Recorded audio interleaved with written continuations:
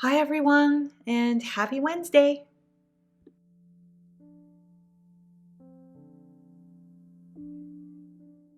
We recently got our first snowfall, and even though it was just a very small amount of snow, I was really excited to see it, and I decided that winter was going to be my inspiration for this week's Geologic abstract.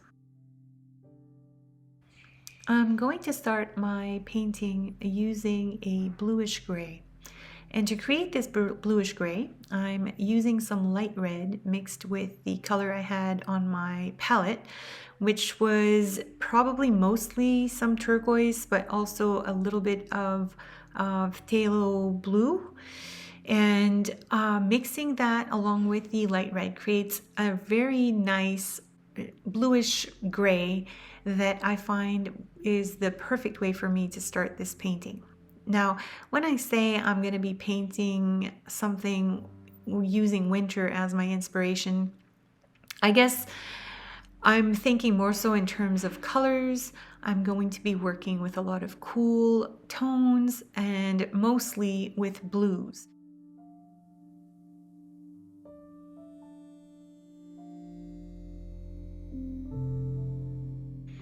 Often when I'm creating a geologic abstract, I like to start with a reference photo that I took when I was out walking in nature.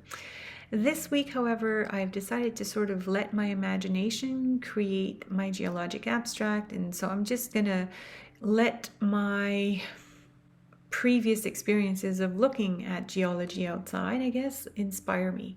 And I would typically use a pencil to draw in some guidelines and to create some initial shapes. And this week I decided I was going to go straight for my paint to start off. And once I've created the types of textures and color blends that I want to create in my background, then later on I'll come in with my pencil to sort of pick out the spots in the painting that are my favorite and that I really want to highlight.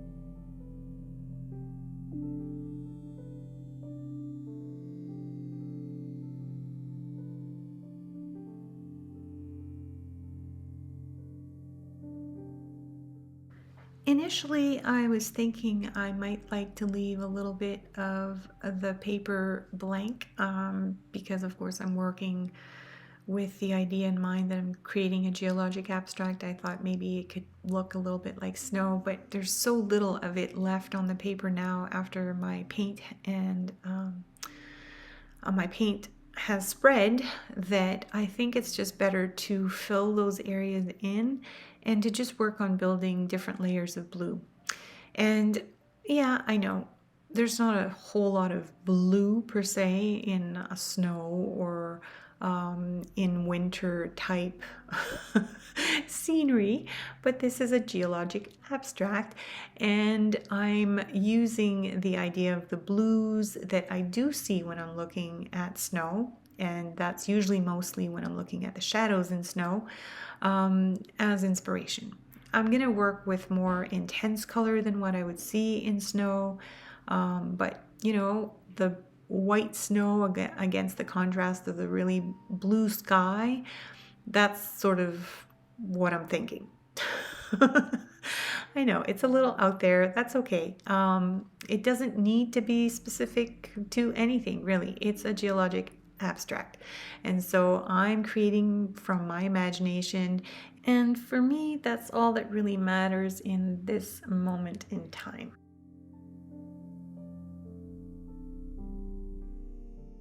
I've gently added some water all over the surface of my paper, and now I'm going to start to work on adding a little bit more color intensity. And I'm going to do so in layers. It's going to be, this is one layer, and then there will be more layers coming up later on. And as I'm going along, after I've added some paint and water to my paper, I will add a little bit more salt, and so the layers of texture will keep building as I go along.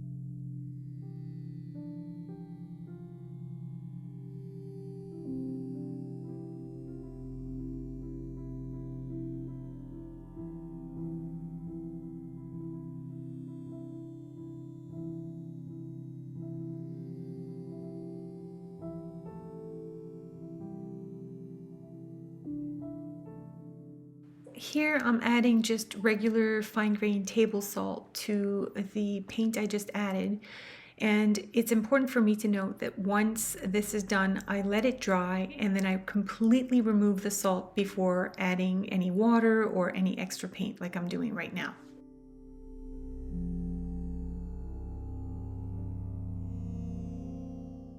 When I'm painting intuitively, I always give myself permission to change things as I go along. And so you'll notice that initially I had left a section of the painting in a more lightly colored shade, and I decided that I wanted to brighten things up. This is going to be the area of my painting where I'm going to draw in some rocks.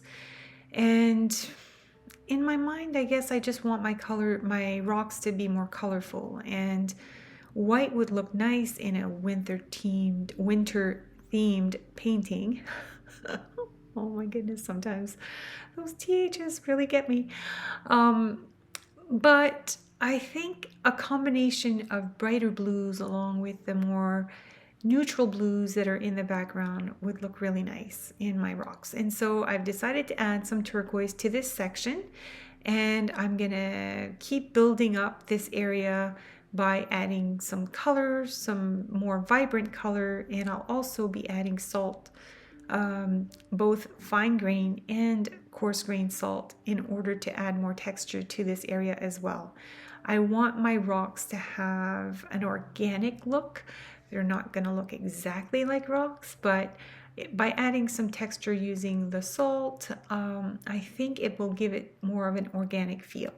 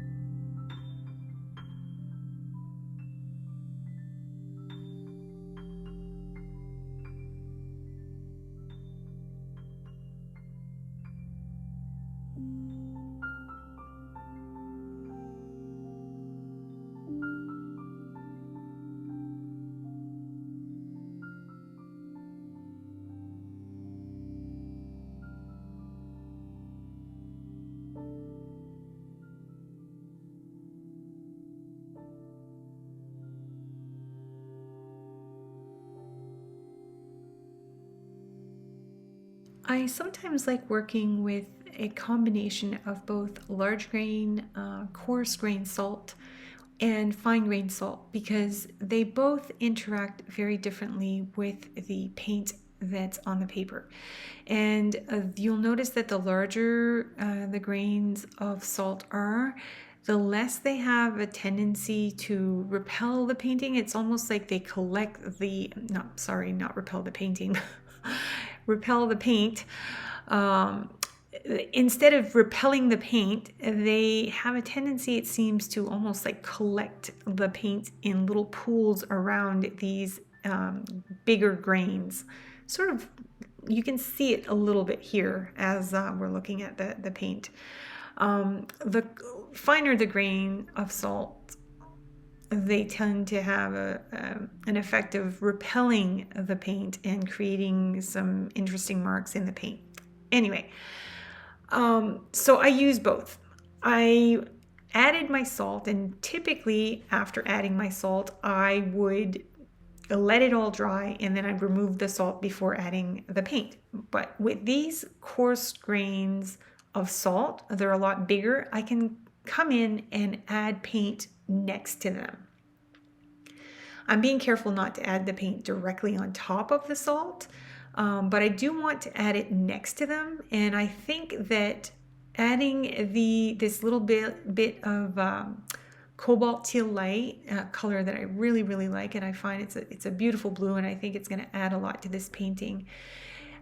Because the paper is still wet and the paint that's in this layer is still wet, it's going to blend a little bit with the other colors that I added previously, and I think it's going to create some really cool effects, especially being that there's currently paint and these large grains of salt on the paper. So we'll see once it all dries what it looks like, but I'm really excited to see how it's going to dry.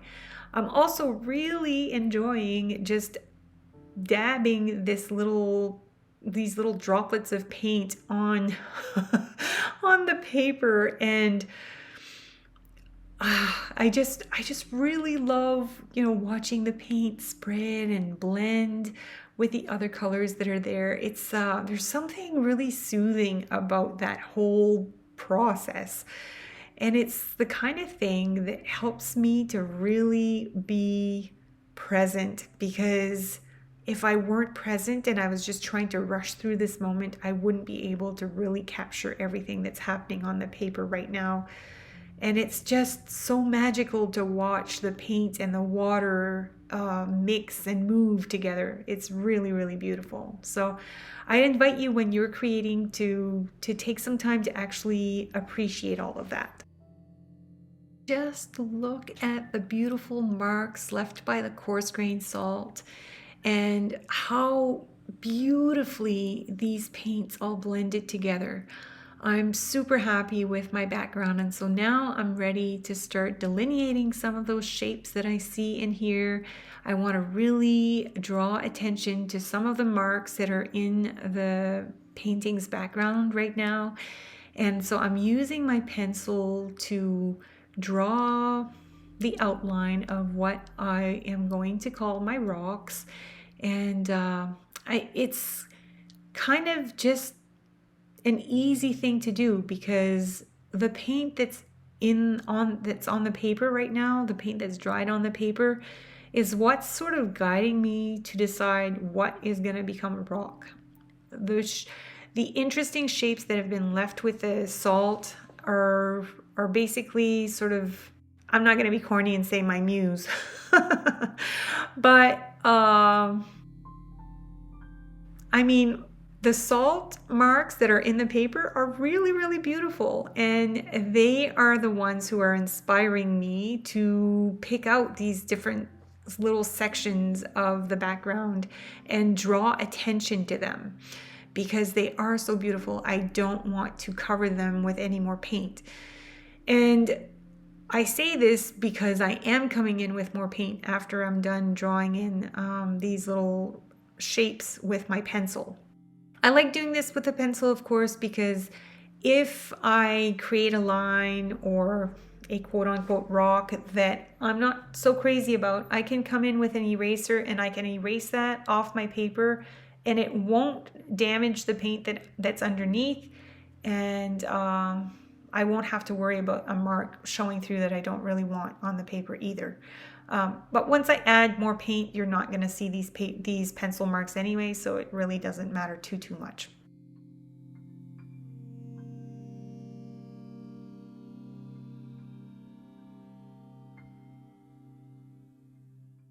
I want to start drawing more attention to my rocks in the painting. And to do this, I'm going to paint around them using darker shades of blue.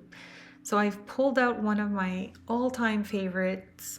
It's called Blackberry. It's from the Decadent Pies paint palette, and it's one of my favorite dark blues. I don't know, it's rich, it's kind of creamy, and I love working with it. And so I've pulled it out of my little Decadent Pies palette, and I've brought it here onto my Maine color palette in order to have it play with the other blues that I have in my palette. So I'm going to be working mostly with dark colors here. So I'm working with the Blackberry, I've got Indigo, I've got Payne's Gray, and I may also add a little bit of neutral tint. I'm not 100% sure yet, but that may also happen. And the idea is to just draw, well, paint, I guess, more so than draw, some shaded areas around the rocks. So that's going to make those rocks start to stand out more than they currently are, because right now you can't really, I mean, you can see a little bit of my pencil marks in there, but really not a whole lot. And so I want those shapes that I drew, that I selected with my pencil, I want them to stand out. And in order to do that, the best way I can think of is to use some dark paint next to it. It's going to really make those rocks pop. And I'm sure you can already start seeing how big of a difference it's making for me to just be adding those dark colors.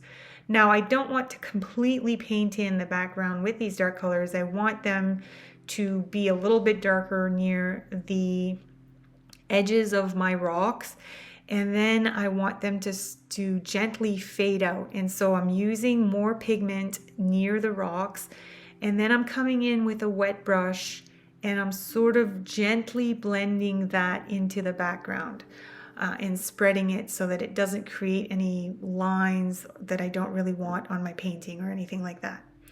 So I'm adding the paint, and then I'm coming in with a wet brush, and I'm helping to move some of that pigment down on other areas of the painting, but I want to make sure that my rocks are delineated and they stand out more, and those dark colors will definitely help to do that.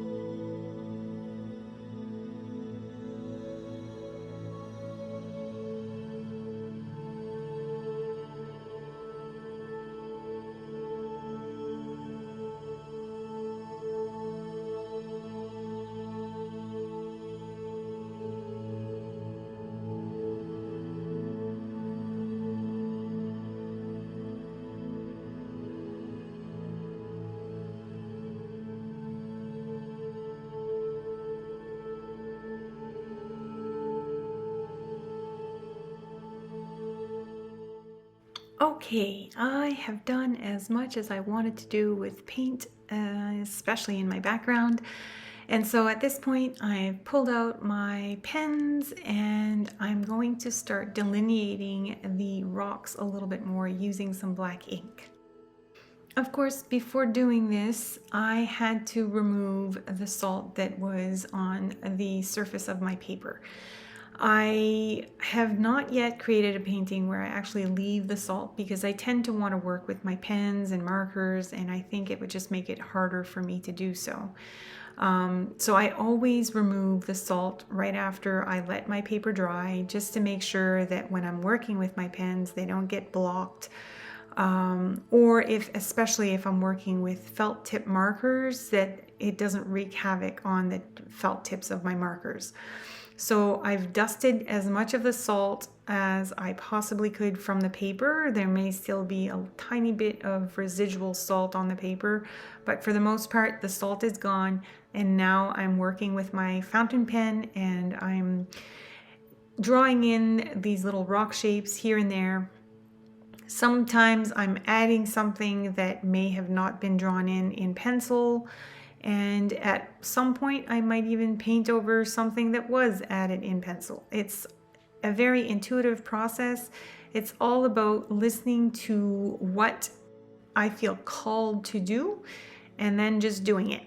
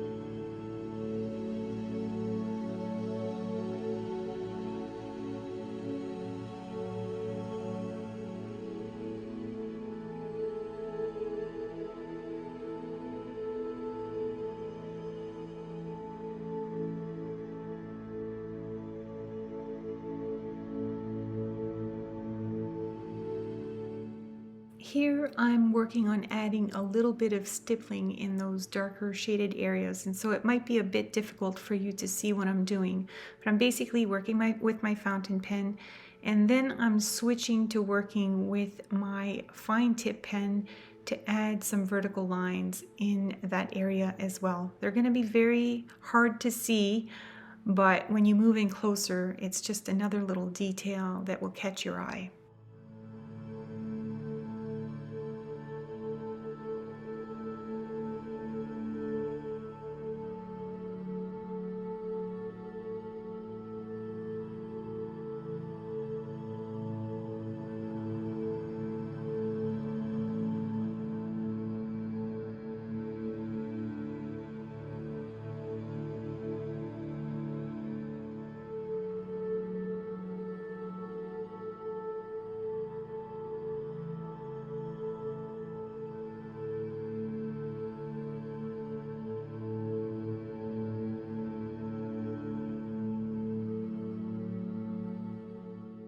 So, sadly, or not, I guess, Star Gold will not be making an appearance in this painting. Instead, I've opted to not cover, but to add some magic green on my rocks, and I'm doing so by simply brushing a little bit on with my micro mini brush, and then I'm coming in initially with a dry brush and I'm sort of trying to spread that magic green around a little bit. But then I figured out that if I work with a damp brush, it's going to work a lot easier. So eventually I'm going to wet my brush and I'm going to do this. And I'll still keep another third brush on hand eventually that will be dry. And so I'll use my micro mini to apply the paint. Then I'll come over it with my damp brush, the one that I'm holding here. It's a filbert.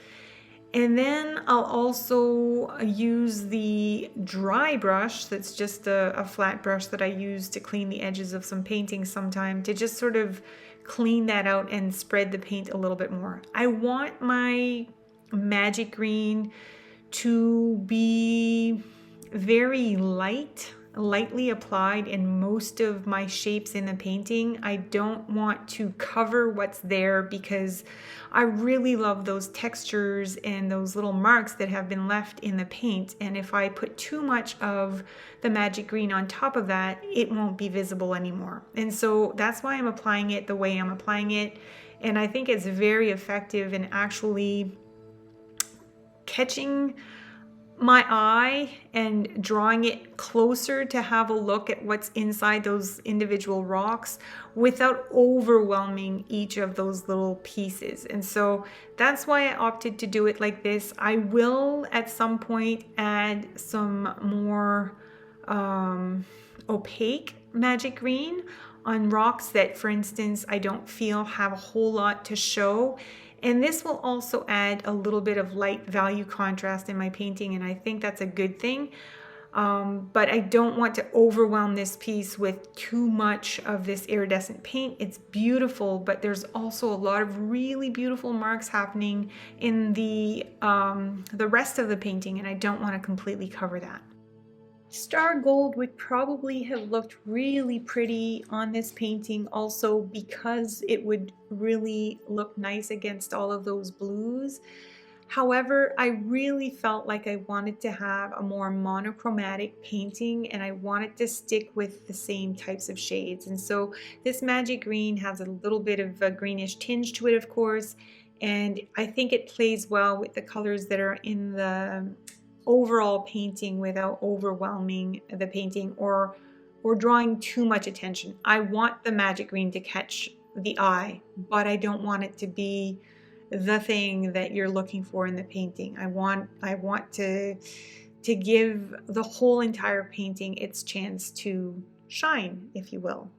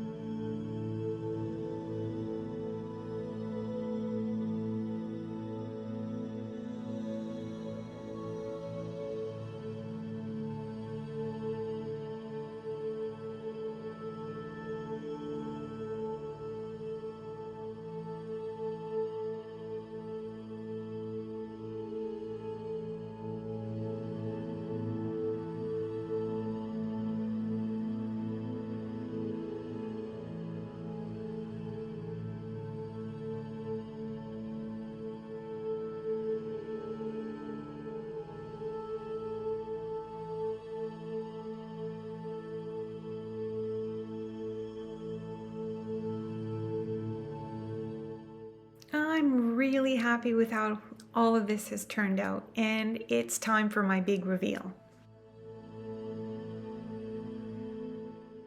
Isn't it amazing how the dark colors in the painting really add a nice contrast to all those beautiful colors that form the centerpiece, I guess, and the focal point of my painting, my rocks? I really love this composition, and I love the colors in it. It sort of reminds me of winter without being completely about winter. And I just love the overall composition. I love how that magic green also just kind of kisses the surface of the paper and it doesn't overwhelm my eyes.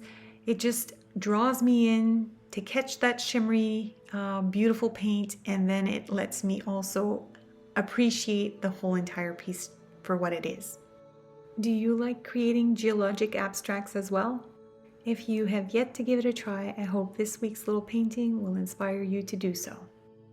Thank you again for making the time to join me on my creative journey. I hope you have a wonderful week and happy creating!